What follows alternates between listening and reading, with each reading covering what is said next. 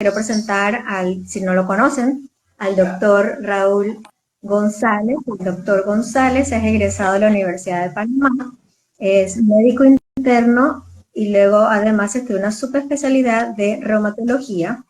Actualmente es médico del Complejo Hospitalario Arnulfo Arias Madrid. Es secretario de la Sociedad Panameña de Reumatología y atiende en The Panama Clinic. Doctor, creo que no se me queda nada, es lo más importante, y además es un excelente médico. He tenido la oportunidad de verme varias veces con él y estoy fascinada con la manera que él tiene de darnos ese apoyo, y es muy tecnológico, así que aprovecharlo. Bueno, encantado de poder participar con ustedes en la fundación. La verdad que para mí es muy gratificante porque este es mi trabajo, lo hago con gusto y quisiera pues contribuir a la salud de los pacientes en el complejo hospitalario y también en la práctica privada. Siempre es una necesidad real satisfacer a los pacientes sus necesidades, acompañarles en esta enfermedad que no es fácil y pues lo hacemos con mucho gusto. Así que por eso me gustan estos espacios donde se puede dar docencia, se pueden satisfacer muchas preguntas y podemos facilitar este intercambio que fortalece la relación médico-paciente y que es vital en esta enfermedad y con este tema que vamos a abordar el día de hoy de adherencia al tratamiento. Así que muchas gracias por la oportunidad. Más bien, muchas gracias a usted por dedicarnos este tiempo. Ya se me han adelantado ciertas preguntas y una de ellas es importantísima. ¿Qué significa adherencia al tratamiento? Bueno, la adherencia al tratamiento es un término que utilizamos en la medicina para definir el apego del paciente, ¿no? La constancia del paciente en tomarse los medicamentos tal cual son indicados a corto y a largo plazo, ¿no? Y que lo preguntamos al paciente siempre que lo abordamos, qué está tomando, cómo se lo está tomando. Entonces, la adherencia es eso, tan sencillo, en 2, 3 palabras, es si el paciente está tomando los medicamentos. Uh-huh. Ok. Si lo está tomando. Ahora, otra pregunta que nos hicieron es, ¿tengo siempre que tomarme los medicamentos a pesar que me sienta bien? Pero preguntaron 4 personas, así que creo que es importante que usted nos responda. Bueno, de hecho, si se está tomando los medicamentos y se siente bien, hay que ver dos aspectos, ¿no? El primero, que el paciente tiene una buena adherencia al tratamiento, ya que el paciente diga que si se está tomando los medicamentos y se siente bien, segundo factor, es decir, que está funcionando. Entonces tenemos dos factores a evaluar: buena adherencia y que ese tratamiento está cumpliendo o está siendo eficaz. Entonces, si estamos utilizando una terapia como es, los días que son, hay buena adherencia y está siendo eficaz, pues sentirse bien es el resultado, y es el tercer concepto. El resultado, pues el paciente quiere decir que está entrando en remisión o ya está en remisión. Y por supuesto, sí debe tomarlo porque sí debe tomarlo porque estamos obteniendo la respuesta del paciente o lo que esperamos obtener con la toma del medicamento. Ya si el paciente entra en remisión por más de 6 meses, a 1 año, 2 años, se puede intentar hacer una disminución, pero es el médico el que va a determinar qué dosis. Por ejemplo, el metotrexate, hay muchos pacientes que lo toman 6 o 8 tabletas, entonces podemos irlo disminuyendo. O si el paciente toma metotrexate, leflunomida, hidroxicloroquina y está tomando prednisona, entonces tendemos a disminuir la prednisona. Entonces, eh, es del médico pues ver qué medicamentos son los que vamos a ir disminuyendo o ir acortando, pero poco a poco. No es que el paciente decida cuál de todos los medicamentos, porque cada medicamento tiene, por así decirlo, su forma o su vía o su pauta de disminución. Perfecto. Otra pregunta, mi cámara se ha quedado congelada, Sí. pero espero que me escuchen. Otra pregunta que me hicieron es, ¿tengo que tomarme el medicamento siempre a la misma hora? ¿Eso afecta en la adherencia? Si me voy de viaje, ¿cómo sería eso? Porque a veces yo me incluyo, cuando me he ido de viaje siempre me confundo, cuántas horas son y si me la tomé doble. ¿Nos puede explicar quizás eso? Porque hay personas que se toman el medicamento a la misma hora y me ha tocado cuando espero mi cita médica que me dicen, bueno, pero si ya no me la tomé en la mañana, mejor espero al día siguiente. ¿Cómo afectaría eso y si esa es una buena práctica? Bueno, lo ideal, en el mundo ideal, es que debe ser pues a la misma hora o cercana a la misma hora, pero si el paciente, por ejemplo, si le tocaba la lefunomida en la mañana y se acordó fue al mediodía, pues no pasa nada si se la toma a esa hora, o el metotrexate si se lo toma los sábados, que es una toma semanal, Uh -huh. como ustedes ya saben, y se le olvidó el de la mañana y toma, por así decirlo, 4 tabletas eh, por la y toma 4 tabletas durante el día, pues no pasaría si se toma al mediodía y en la cena. O sea, eso permite cierta flexibilidad. Lo que no puede suceder es que me pase 2 semanas sin tomar metotrexate, o que si no me lo tomé el sábado porque se me olvidó todo el día, espere hasta el siguiente sábado. Puedo correrlo hacia el domingo y la nueva ingesta puede ser los domingos, o la semana siguiente puede ser el sábado, siempre y cuando pues no que pasen 2 o 3 semanas o 3, 4 días sin tomar la leflunomida. Por lo general, la leflunomida, estos medicamentos que se toman por largo tiempo, un día que se suspenda durante 3 meses o 4 meses no va a ser un impacto significativo en, en, en la eficacia del medicamento, ¿no? Por ejemplo, la sulfasalacina se puede tomar incluso una vez al día, o si el paciente la puede tomar una tableta cada 8 horas o 3 veces al día. Incluso algunos podemos simplificar dependiendo del paciente, 2 tabletas en la mañana, una tableta por la tarde. O sea, hay distintas maneras de abordar, ¿no? Si las dosis son por semana, si se olvida, por ejemplo, el sábado o el domingo, puede ser al día siguiente, el lunes. La lefunomida, si durante todo el día, pues se te olvidó durante todo el día y al día siguiente, pues no pasa nada. Una sola dosis. Lo que no puede ser es repetitivo, o que de la semana de 7 veces que hay que tomarse la lefunomida o la sulfasalacina, la suspenda 4 días o 5 días. Okay. O sea, eso es lo que no puede pasar. Tengo otra pregunta. ¿Se pueden tomar estas pastillas o nuestros medicamentos para la artritis, que son medicamentos bastante fuertes, en ayunas? ¿Cuál es la recomendación? Bueno, generalmente los medicamentos, como son un poco fuertes, pueden causar náuseas, mareos, preferimos que el paciente se los tome pues con la comida o después de la comida, 1 hora o 2 horas después de la comida, ¿no?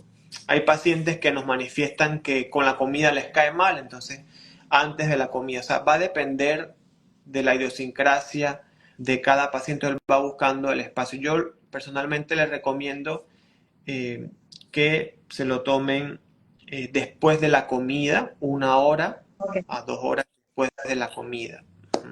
Okay. Y después una merienda a las 1 hora o 2 horas después de la ingesta del medicamento. Generalmente Okay. los días que toma el metotrexate el paciente debe tener una buena alimentación, pues para contrarrestar un poco los síntomas de náuseas, de tener como algo en el estómago que pueda ayudar a sopesar los síntomas que son un poco más marcados durante el inicio de la terapia, por ejemplo, del metotrexate específicamente, en el que el paciente se va adaptando y posteriormente pues ya los síntomas los va a sobrellevar mucho mejor. Ok, otra pregunta que nos hicieron. Si se me olvida tomarme un medicamento. ¿Hay algún medicamento que sea más complicado que otro? Retomar la dosis, por ejemplo, hoy me comentaba una paciente que toma Araba y que se empezó a sentir muy, muy bien y dejó de tomarlo, pero luego el médico le dijo que tenía que empezar desde cero. ¿Qué pasa en estas situaciones? O sea, pierdo eso, se avanza la enfermedad, me voy a... Porque a veces es una enfermedad silenciosa, yo puedo sentirme muy, muy bien y dejo de tomar los medicamentos porque todo lo hemos hecho, lo admito, pero ¿qué pasa en esas situaciones con estos medicamentos que son tan complicados? ¿Se tiene que retomar? ¿Tengo que ser honesta con el médico? ¿Qué pasa? Sí, lo principal, o sea, cuando uno pregunta en la consulta externa, cuando atiende al paciente, preguntamos cómo está haciendo la adherencia, ¿no? Hay que ser lo más sincero posible, porque uno ve algunos hallazgos de laboratorios, algunos hallazgos clínicos, y yo siempre lo pregunto, ¿se está tomando los medicamentos o cómo se los está tomando? Okay. Cuando hablamos pues de reiniciar, claro, al suspender una terapia, la enfermedad va a progresar, ¿no? Aunque el paciente no tenga síntomas, la enfermedad puede estar, por así decirlo, dando una artritis subclínica, es decir, una artritis que no se puede detectar al examen físico o que no se puede definir por dolor, porque hay pacientes que pueden tener las articulaciones inflamadas y no padecer dolor, porque depende pues de la persona, pero nos damos cuenta por otros marcadores, inflamación al examen físico con el ultrasonido, eh, o los marcadores altos. Okay. Entonces, cuando nosotros reiniciamos un medicamento, o sea, no es que queremos pues intoxicar al paciente, como muchas veces lo pueden percibir, sino porque el paciente pues lo necesita. Claro, estas enfermedades son a largo plazo. Hay que ver por qué tiempo se suspende el medicamento, porque si ya hablamos más de un mes, sí puede tener un impacto negativo en la persona. Los efectos de la levodopa pueden durar hasta 4 a 6 semanas, que o sea que el paciente en un desabastecimiento probablemente no vaya a hacer un gran impacto, pero va a depender del paciente y no es que se pierda el efecto del medicamento, sino que progresa la enfermedad cuando no se toma el medicamento. Y no hay que ver la enfermedad de la artritis reumatoide, que en este caso, pues hablando de estos fármacos, que es una de las más comunes, esto se puede extrapolar para todos los otros fármacos. La enfermedad va evolucionando y estas enfermedades autoinmunes son sistémicas. ¿Qué quiere decir sistémicas? Que no solamente afecta la articulación, afectan el sistema neurológico, afecta ocularmente con la resequedad, la escleritis, la resequedad de la boca, la aparición de adenopatías, fatiga, cansancio, sensación febril. ¿Qué es una venopatía? Recordemos, estamos con pacientes. ¿Una qué? Venopatía, lo que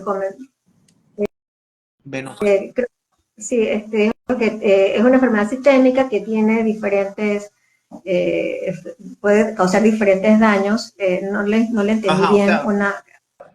al decir que es sistémica, es decir que no solamente afecta el sistema musculoesquelético, sino que afecta todos los órganos. Si vamos de la cabeza hacia los pies o las extremidades, pues neurológicamente, a nivel de los ojos u ocular, pues la resequedad de los ojos, escleritis, que es inflamación, ojos rojos, eh, uveitis, alteraciones de la mucosa oral, puede haber resequedad, agrandamiento de las parótidas, eh, adenopatía, que es el crecimiento de los ganglios, ¿no? Aparición de ganglios. Ok.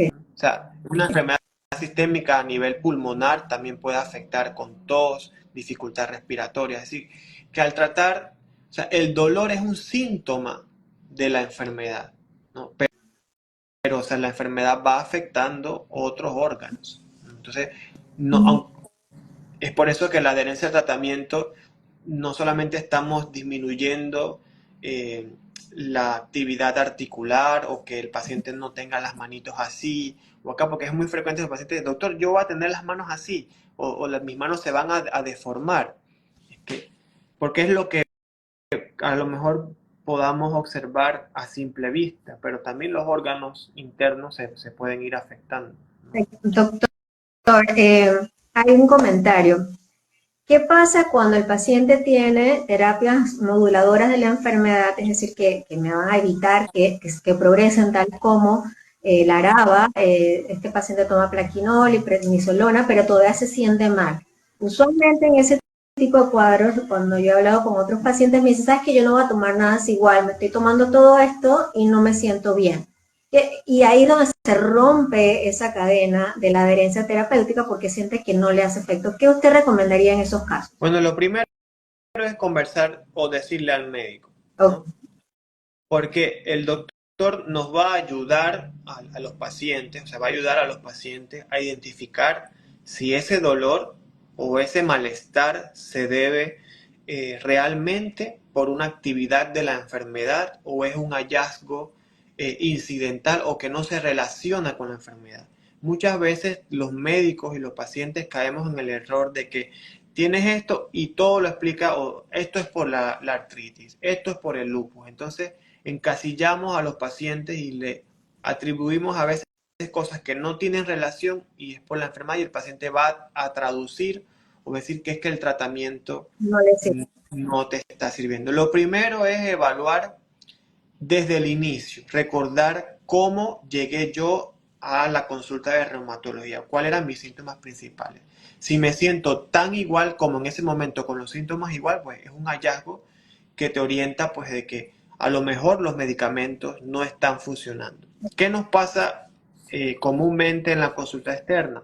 ¿Cómo se siente? Ay, doctor, usted viera que me siento muy mal, la he pasado no sé qué, aquí, allá, y, ajá, y cuando vas a ver los exámenes de laboratorio, la velocidad de sedimentación normal, la proteína se reactiva bien, los rangos de la articulación, de los hombros, de los codos, de las manos, muy bien, eh, y de repente, oye, pero yo la veo muy bien, le pasó algo. Ah, sí, doctor, si es que no le he contado, no le terminaron de contar, me dio COVID desde hace un mes y medio y desde entonces, ve, entonces no tiene que ver. O estoy perdiendo peso. Recordar que los pacientes reumáticos se van a enfermar de las mismas enfermedades que se puedan enfermar cualquier paciente que no tenga la condición reumática. Entonces, aquí hay que reconocer, identificar si realmente estos síntomas son explicados por la enfermedad, ¿no? La enfermedad eh, y determinarlo pues con el médico tratante que es que va a ayudar a avanzar en la terapia biológica, ¿no? En la Perfecto. terapia que sigue, ¿no? Doctor, tengo otro comentario y lo he escuchado también en varias ocasiones. ¿Cuántos desinflamatorios yo puedo tomar? O sea, ¿qué le viene a usted en la cabeza cuando tiene un paciente con varias terapias y luego le dice, es que tengo que tomar antiinflamatorios? ¿Qué significa eso? Bueno, los antiinflamatorios son medicamentos que se emplean para el tratamiento del dolor, ¿ya?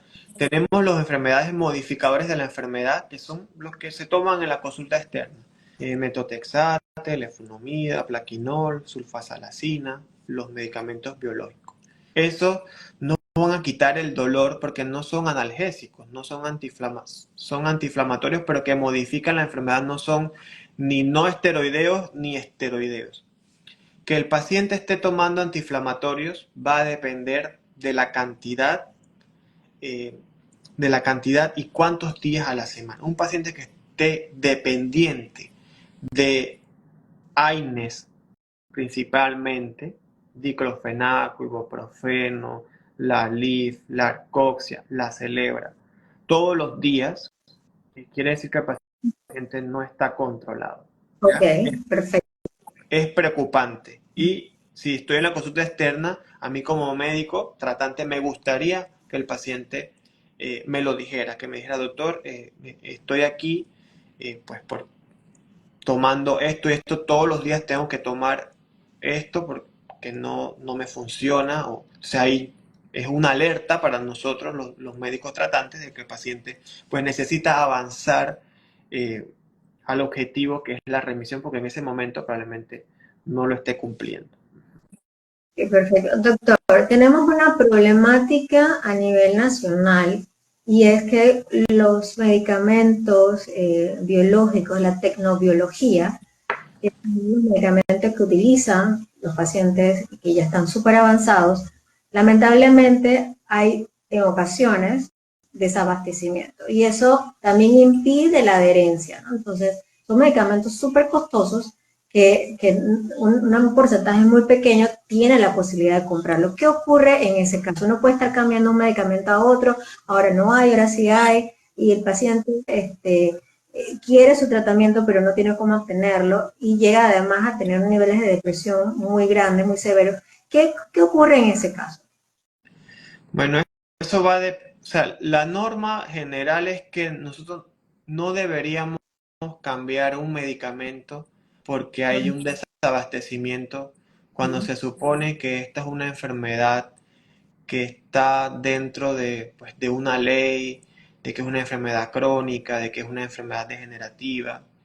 Eh, es que ni siquiera debería existir esta pregunta en el sentido de que, porque no se debería dar, pues en el mundo ideal se supone que justamente estos pacientes que tienen enfermedades autoinmunes, sistémicas, de las que depende el pronóstico, eh, la movilidad, o sea, por muchos factores no debería existir el desabastecimiento, empezando por ahí. Y nosotros hemos sido críticos, pues, de que esto no debe suceder. Tampoco podemos entrar en ese juego de que si no hay, eh, tenemos que cambiar, porque justamente ha pasado de que pueden coincidir que ni siquiera podamos moverlo a uno a otro porque hay desabastecimiento de casi.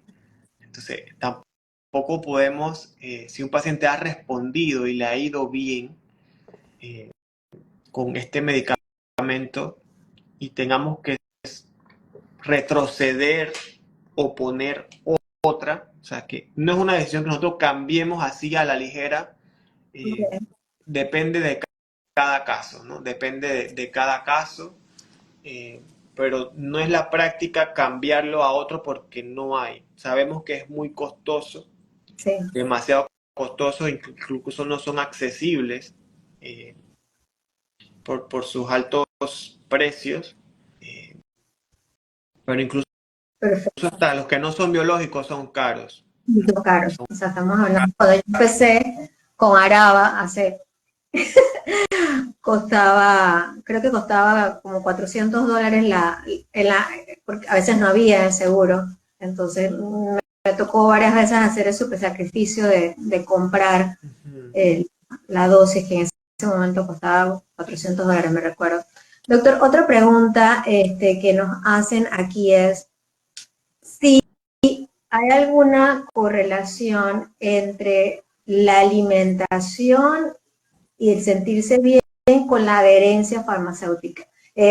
Sí, porque tenemos adherencia farmacéutica y también hay otros factores que pueden ayudar a que me siento bien y voy a seguir el tratamiento. ¿Usted recomendaría algún tipo de terapias no farmacológicas para mejorar esa adherencia al tratamiento? Bueno, la terapia no farmacológica por excelencia son dos cosas, la dieta, Ok, ¿no? Y la actividad física, ¿ya? perfecto. Eso es como que cuando vamos a los congresos, cuando estudiamos, siempre los libros en sus capítulos ponen tratamiento y dividen tratamiento o manejo no farmacológico y manejo farmacológico, ¿ya? En ese tratamiento no farmacológico, pues se incluye la buena alimentación. No hay un estudio, por así decirlo, en artritis reumatoide que esta porción, esta cantidad de carne por semana, que esta, o sea, Porque aquí el verdadero impacto de la enfermedad lo va a hacer son los fármacos, ¿ya? Usted podrá llevar una dieta mediterránea con todas las porciones, pero si usted tiene la predisposición genética y tuvo el estímulo por agentes externos, ambientales, virales o todas las variables que hayan podido incidir para que se manifestara la enfermedad, ni la dieta ni el ejercicio van a ser suficientes para que pueda alcanzar el tratamiento, para que pueda alcanzar por sí solo como único tratamiento. Va a requerir el tratamiento farmacológico, ¿no? Aquí la dieta sí va a ser individualizada porque hay que ver qué porcentaje de calorías tiene el paciente, porcentaje de grasa, eh, los objetivos que queramos alcanzar, cómo está la masa ósea, las capacidades también económicas de cada paciente. No todos los pacientes pueden pues, tener una dieta con las meriendas adecuadas o las porciones. Va a depender eso de cada paciente, ¿no? Y es bueno que los pacientes tengan una evaluación por lo menos una vez al año eh, o cada cierto tiempo con su nutricionista, pues para valorar esto. Si el paciente puede identificar qué medicamentos, qué alimentos le caen mal, por ejemplo, hay pacientes que lo asocian a la carne o que cuando comen arroz, eh, o embutidos. Generalmente los embutidos, en un estudio reciente salió que no forma parte de ninguna dieta, como una dieta, pues, o sea, una dieta seria, pues, te mandan a eliminar los embutidos. Y aquí en Panamá, pues, nos damos mucho a eso, ¿no? A los embutidos. Eh, y alimentos procesados, que son los alimentos pues, que han pasado por un mecanismo para conservación, ya sea por frío o en latas y demás que, que nos llegan a la mesa, ¿no?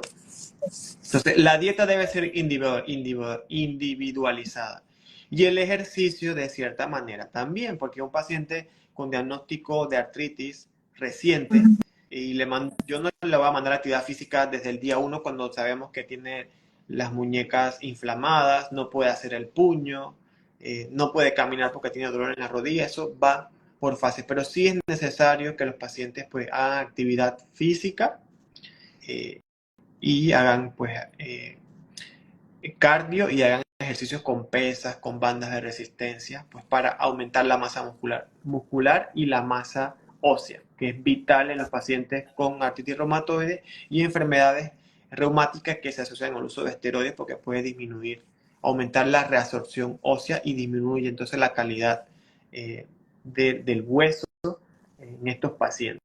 Entonces, eso forma parte de la adherencia.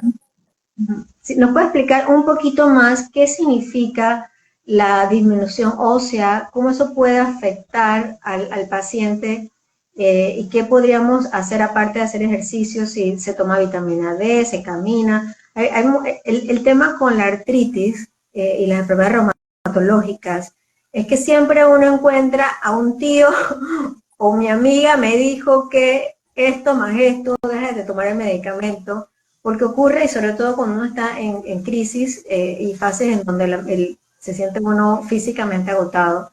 Eh, ¿qué significa eso? O sea, nosotros tenemos que tener algún tipo de cuidado, somos más propensos a tener osteoporosis, o tenemos, o sea, nuestra enfermedad influye de una manera más, más estadísticamente más grande que otras personas sanas en osteoporosis, enfermedades cardíacas, o sea, sabemos que es sistémica, pero directamente hay algún enlace o algo que diga que mira, sí, te puede pasar Sí, esto.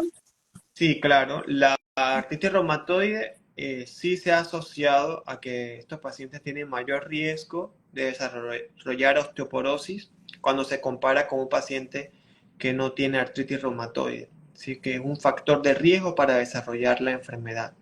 También la ingesta acumulada de dosis de esteroides. Por eso es que la tendencia actualmente es ir disminuyendo los esteroides, que es que no es que sean buenos o malos, son súper buenos eh, cuando el paciente está iniciando, se pueden poner por vía intravenosa o por vía intramuscular. En pacientes que tienen otras enfermedades que comprometen órganos más graves, por ejemplo, una artritis reumatoide que tiene una neuropatía aguda, un nervio dañado, se utilizan dosis de esteroides, pues para salvar en ese momento. Y el que decide eso es el médico tratante, o si tiene alguna otra condición médica que lo amerita, pues como está indicado en ese momento, se coloca. Pero a largo plazo, así como se usa el metotrexate, la leflunomida, a largo plazo la tendencia es que la dosis mínima de esteroides debe ser de prednisona 5 miligramos, porque dosis más altas pues se ha asociado a mayor daño de los órganos, entre esos la calidad ósea, o sea, el hueso, porque aumenta que se degrade el hueso. Ok. ¿Ya? Entonces, por eso, en los pacientes que tienen artritis reumatoide, comenzamos a hacer las densitometrías óseas, a ver este tamizaje de la enfermedad o la osteoporosis, ¿no? Se recomienda en pacientes, y esto son estudios que no se han validado, por ejemplo, aquí específicamente en Panamá, pero en otros países eh, del norte, por así decirlo, ellos tienen menos exposición al sol, a la vitamina D, ¿no? Entonces, en esas poblaciones se ha comenzado pues la ingesta de vitamina D más calcio a X o Y dosis de esteroides, ¿no? Acá, por lo general, los latinos como que tienen una densidad ósea un poco mejor. No se ha validado este estudio acá, pero si el paciente tiene osteopenia, se recomienda vitamina D más calcio. Si está tomando dosis altas de esteroides, generalmente mandamos, y son prolongadas, se manda vitamina D con calcio como profilaxis, ¿no? Ok. Pero depende de cada paciente. Sí. No es Doctor, que ahorita todas las artritis reumatoides deben... yo quiero mi densitometría ósea, se No. la voy a pedir. Doctor, otra pregunta que nos llegó antes del live. Si, si yo siento que tengo una interacción entre un medicamento u otro, este paciente me dice, bueno, me siento mal cuando me tomo el metotrexate, pero tengo que tomarme mi medicina para el corazón, yo no me lo voy a tomar y me voy a tomar la medicina del corazón porque eso sí me puede matar. ¿Qué usted recomienda? Porque eso es la no adherencia al tratamiento. Son ejemplos específicos que nos han mandado. ¿Usted qué recomendaría en ese caso? Es que eso está mal. No hay otra manera. Doctor, no yo, presten atención. Eso está mal porque, o sea, nosotros sí, y mucho más, y qué bueno que hayas puesto este ejemplo del corazón, porque justamente creo que algunos pacientes, yo soy un poco, cuando les tomamos la presión, la artritis está súper bien, uf, remisión, por así decirlo, y la presión está 180, 110, uno, que no se toman los medicamentos porque no desayunaron. Eso no tiene nada que ver la presión con el desayuno. O sea, el paciente va a su cita, eh, se lleva su desayuno, pero no es una excusa válida de porque no desayuné, no me tomé el medicamento, Claro. ¿no? Y no podemos tener ese pensamiento porque justamente la enfermedad, la artritis reumatoide aumenta el riesgo cardiovascular. Sí, estamos mejorando el riesgo cardiovascular, la hipertensión, pero, o sea, si no estoy tratando la artritis, o sea, como yo le digo a los pacientes, le estamos eh, mejorando las deformidades, la salud articular, pero entonces la presión aumentada. Entonces, acá es viceversa, ¿no? Entonces, prefiero la presión en vez de la artritis reumatoide, no, o sea, esto es integral, ¿no? Esto es integral. Nosotros llevamos conteo de qué medicamentos están utilizando. Los pacientes mismos nos dicen, ahora estoy tomando esto. Tenemos una hoja de medicamentos donde tenemos los medicamentos de artritis y cuáles son los otros que el paciente toma, ¿no? Identificar las posibles interacciones si lo hubieran, pero generalmente estos medicamentos no tienen una interacción así que nos obliguen o que nosotros recomendemos, si está tomando este de la presión, le voy a cambiar el metotrexate y le voy a poner la leflunomida. Generalmente no tienen una interacción así importante que incida o que presente un evento que justifique al médico o al paciente la decisión de tomar este sí y este no, o desplazar el tratamiento reumático. No se puede, no se debe. Doctor, tengo otra pregunta que nos llegó. Es una paciente en edad reproductiva que eh, está o estuvo, creo que dejó el tratamiento, no me lo supo decir muy claro, de metotrexate porque la ginecóloga le dijo pues que eso esto puede causar daños al bebé, ella quiere tener su bebé, ella dice que se siente bien, así que dejó de tomar el metotrexate, pero no le ha dicho a su reumatólogo. Esto es muy común en pacientes de edad reproductiva. ¿Usted qué recomendaría para garantizar esa adherencia farmacológica? ¿Cómo se maneja ese tipo de situaciones? Bueno, lo que aconsejamos en la práctica médica no es que nos pidan permiso para embarazarse, ¿no? Eh, sí, claro, hay medicamentos que tienen efectos teratogénicos. ¿Qué quiere decir esto? Efectos que pueden ocasionar mientras se da la concepción y el embrión se va formando sus partes con malformaciones, ¿ya?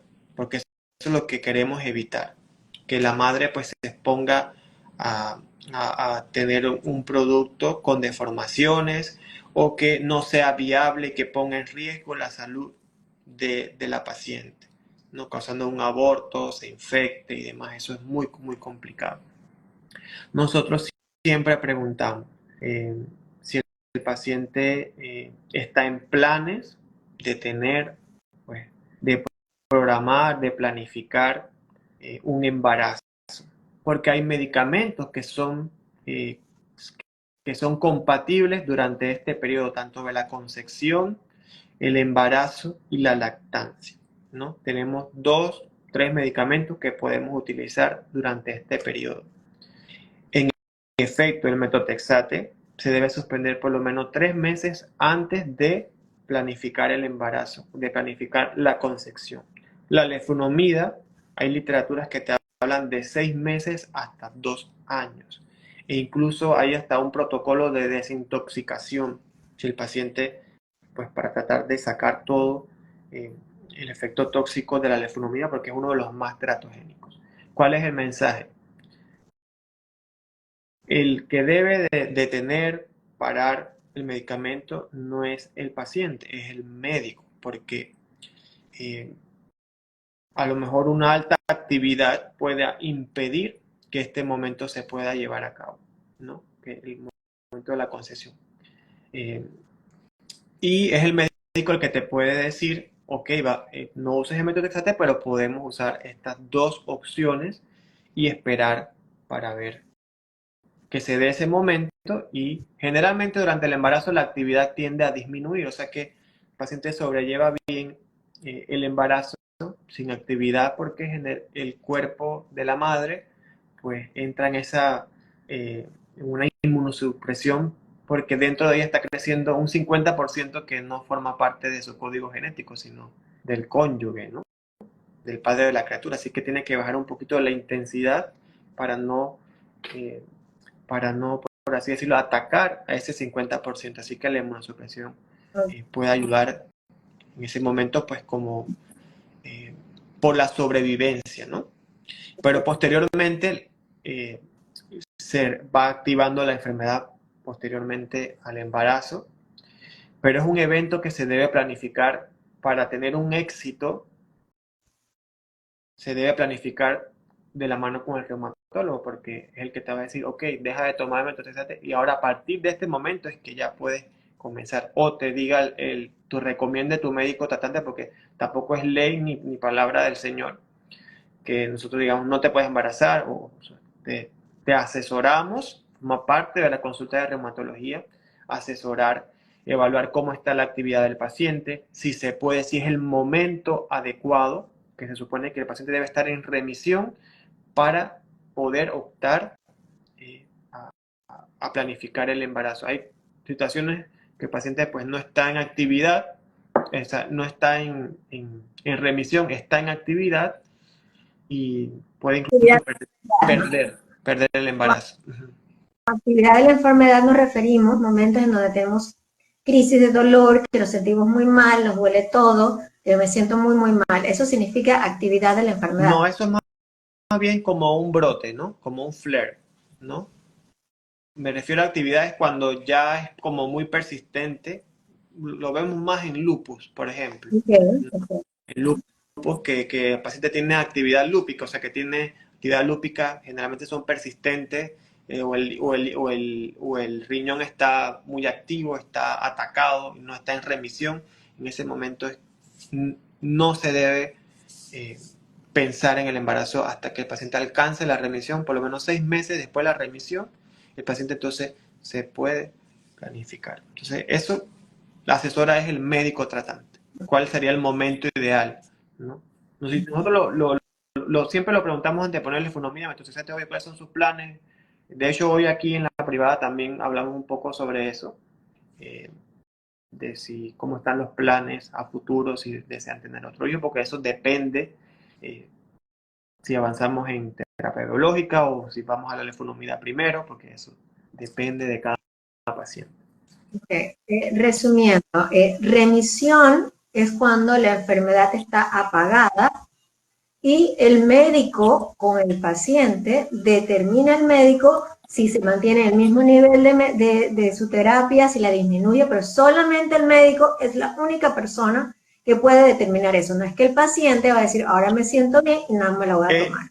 A ver, Eso es lo ideal, pero hay pacientes que se empoderan muy bien de la enfermedad y a mí me gusta mucho cuando el paciente no quiere tomar esteroides, eso a mí me alegra porque es más fácil quitárselo, ¿no? claro, Pero también yo debo asesorarlo cómo se debe quitar, ¿no? exacto. O hay Vale. pacientes, por ejemplo, que en este desabastecimiento eh, no están tomando el metotrexate, pero sí están consiguiendo la lefunomida, tenían los dos juntos y le fue bien solamente con la lefunomida y, no, bendito Dios, sí, nos podemos quedar solamente con la lefunomida, podemos prescindir del metotrexate y eso fue algo que no fue programado, pero le fue bien y podemos optar por seguir continuando el metotrexate, continuamos la lefunomida y esperamos a ver en la próxima cita de los 3 o 4 meses. Pero generalmente somos nosotros los que debemos guiar este descenso o esta pauta de ir retirando poco a poco. Y adherencia terapéutica es que el paciente se siga tomando los medicamentos tal cual el médico se lo ha prescrito. Si se tiene que tomar ciertas dosis, no tomarla de más ni de menos, porque va a causar problemas del avance de la enfermedad, que es una enfermedad silenciosa. Sí, Ese es el tema con la que nadie se da cuenta hasta cuando ya te agarra y está, uy, ¿qué pasó? sí. Doctor, tengo dos preguntas. Una, si usted ha observado si hay algún tipo de razones por las cuales los pacientes dejen de tomarse su terapia y que si eso depende por la edad. Por ejemplo, si es un paciente adulto joven, a veces no tiene adherencia a la terapia por una razón X, o si es un adulto mayor, deja de tomarse medicamentos. Si hay alguna razón o característica que se vaya a repetir en algún tipo de rango de edad, o es normal, o es lo mismo, bueno, el paciente se la toma porque se siente bien, porque no hay, porque no le da la gana, por lo que sea, se siente deprimido. O sea, algún patrón que ustedes hayan identificado que incidentemente cause la no adherencia terapéutica. Bueno, generalmente los más jóvenes son un poco como más retadores, más atrevidos, ¿no? Los suspendí porque me sentía bien o porque doctor, tengo 22 años y esto veo a las señoras de, esto va por lo largo. Ese es un factor, la juventud, pues ese sentimiento de que uno se la sabe todas y que uno se siente bien. Ese es un factor, sobre todo en los jóvenes, ¿no? En las personas adultas están eh, adultos mayores, eh, contribuye que la enfermedad ya se va apagando, que es lo que generalmente pasa. La actividad se va apagando, la actividad de la enfermedad se va como disminuyendo y ellos ya como que van detectando y ahí es como más fácil el destete y algunos pues lo suspenden y se van sintiendo bien. Y hay otros pacientes que influye también mucho la depresión. Ok, cuéntanos un poco más de eso, que es súper interesante.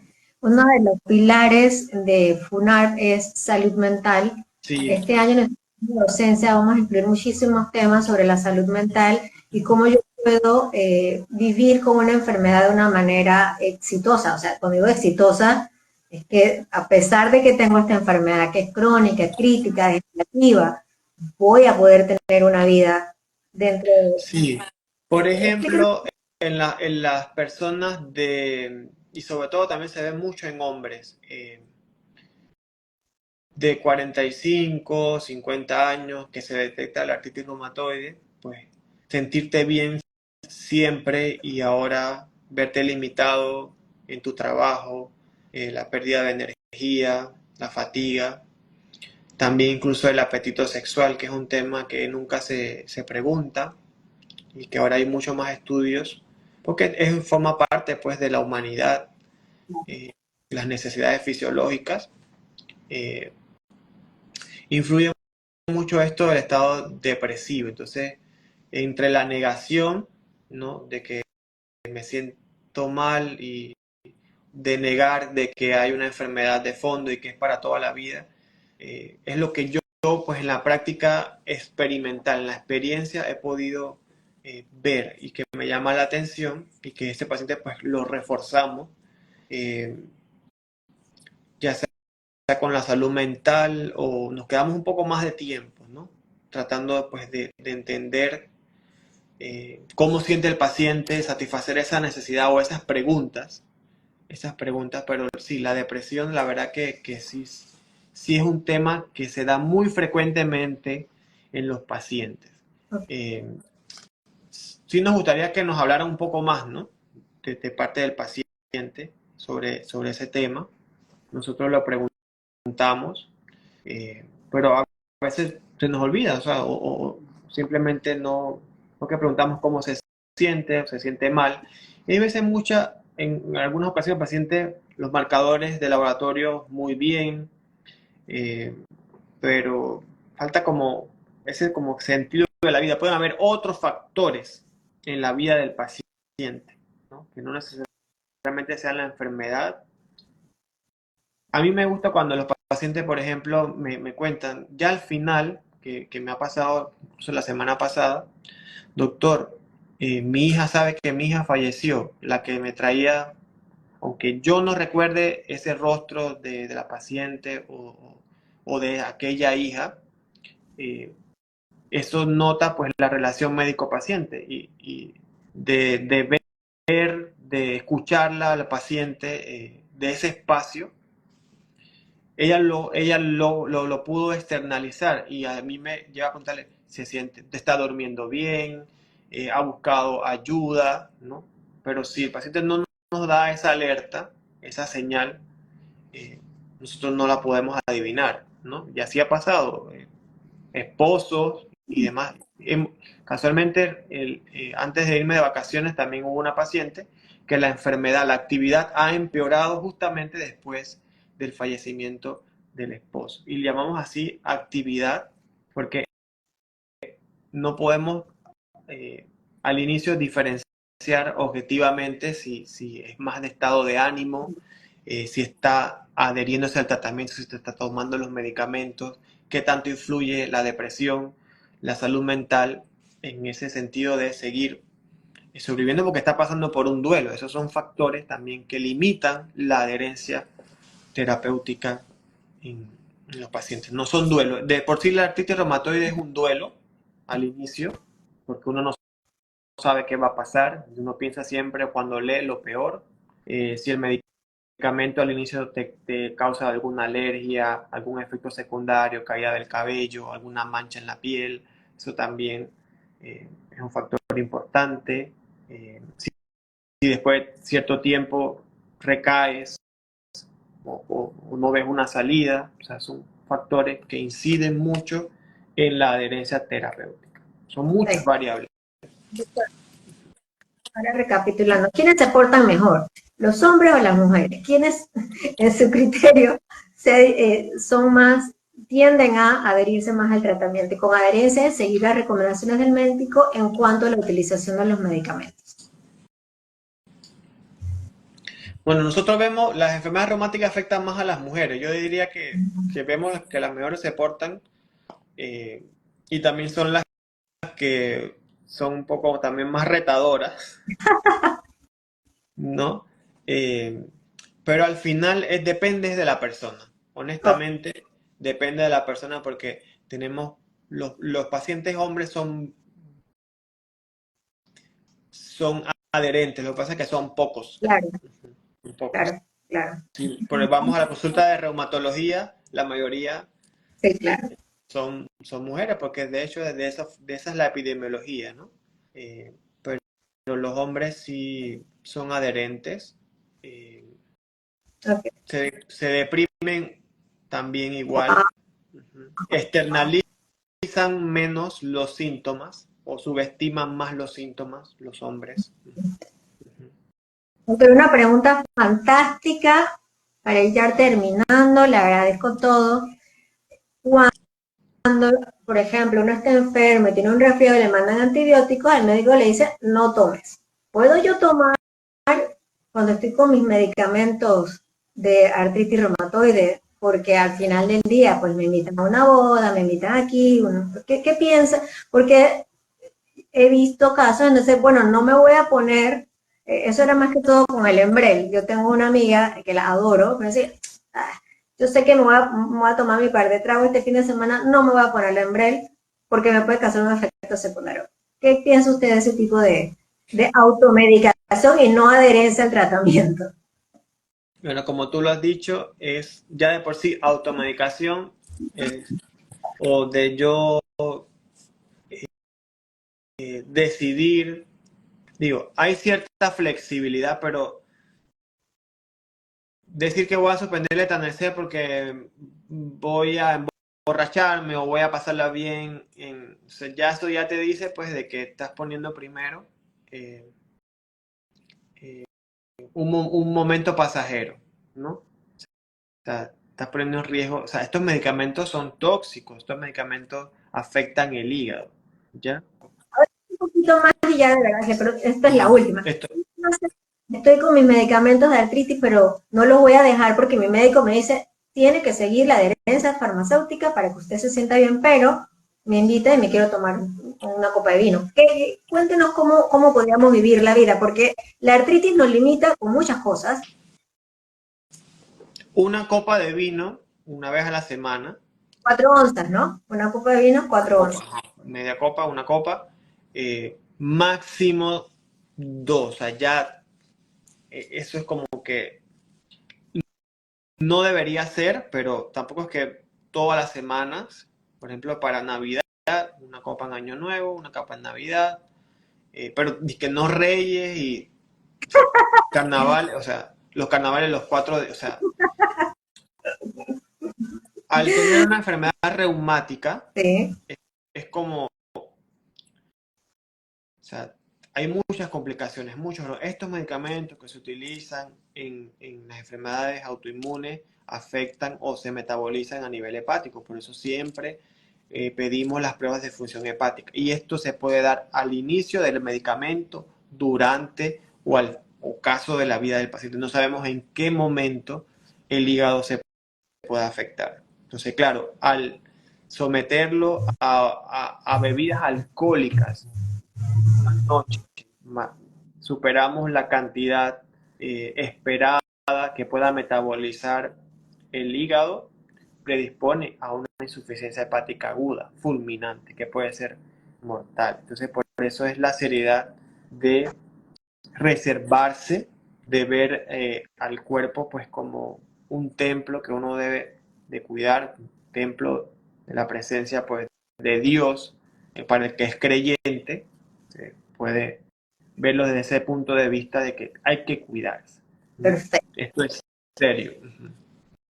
Perfecto, doctor, ha sido maravilloso. La verdad que hemos hablado, empezado nuestro año con esta serie de conversatorios que son espacios en donde las personas a veces cuando vamos a las consultas nos da pena, sobre todo en la caja de Seguro Social que se rotan los médicos, entonces uno no llega a tener ese rapport directo con un médico porque te lo cambian, entonces a veces este me cae bien o este le tengo miedo, no le voy a decir esto, no le voy a decir lo otro, y estos son espacios que nos ayudan a ventilar esas incógnitas y esas necesidades de conocimiento, porque si bien es cierto, uno trata de tener la información curada y muy linda para los pacientes, está el internet lleno de cualquier cosa, y le agradezco enormemente en nombre de la Fundación, de todos los pacientes, que nos haya respondido estas preguntas sobre la adherencia